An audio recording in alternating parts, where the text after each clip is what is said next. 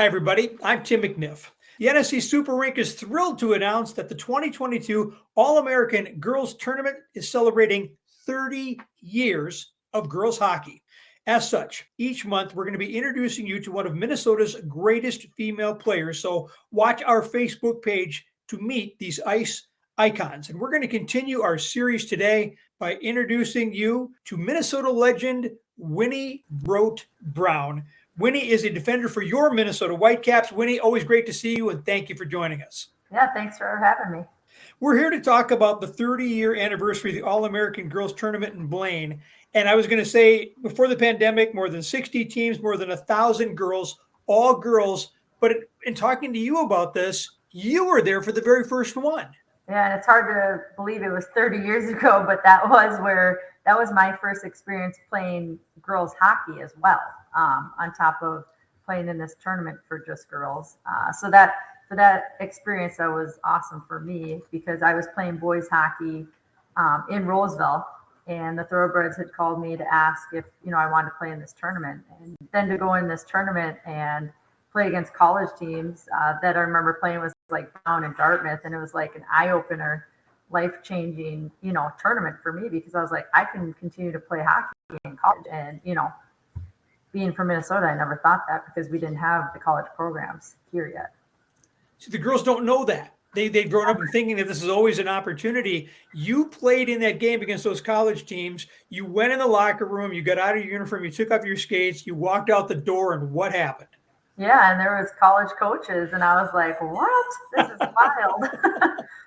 It was the first time I, had ever seen that or experienced it. And, I remember the car ride home talking to my parents because I knew guys that I played with were going to have that opportunity. And I was like, telling my mom and dad, like, wow, I can have an opportunity to continue to play college hockey and, not be done after high school. So that was a pretty special tournament to me.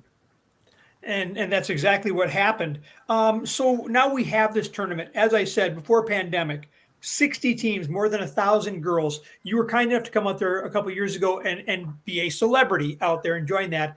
What runs through your heart when you look around and see all those ponytails? Oh, I think it's amazing because back in the day, you'd walk in the rink and, ponytails would kind of stick out like, oh, there's ponytails. Like, it's a girl playing with the boys. And now to go out there and just walk into a rink and you have to figure out, is that girls hockey or boys hockey out there? Because the girls game has come so far too.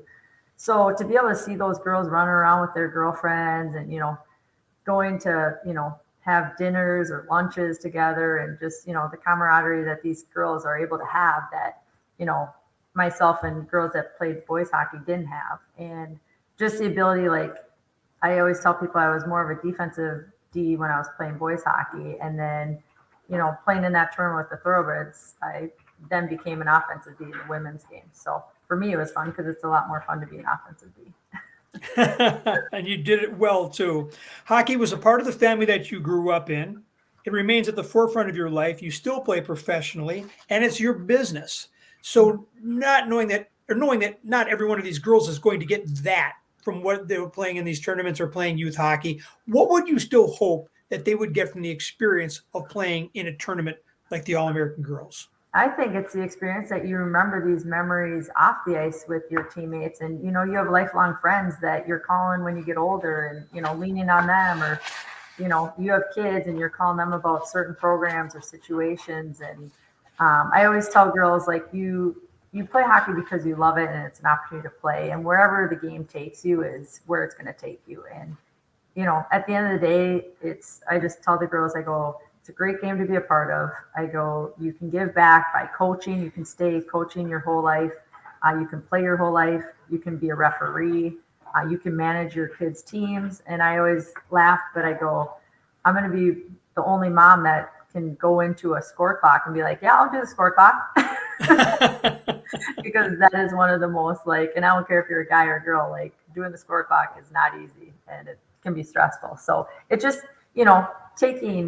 I always say hockey is more of a lifestyle than a sport, and just, getting the most out of it and just enjoying your time while you're able to play. Well, you have certainly done that. You are an absolute ice icon. It's an honor to have you join us. Thank you so much for your time, and we hope we'll see you out at the All-American Girls this year. Oh, you will. And thanks for everything you guys have done.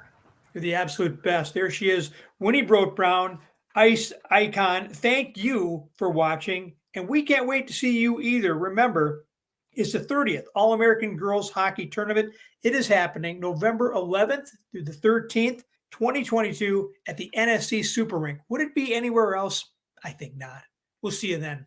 Thanks for watching.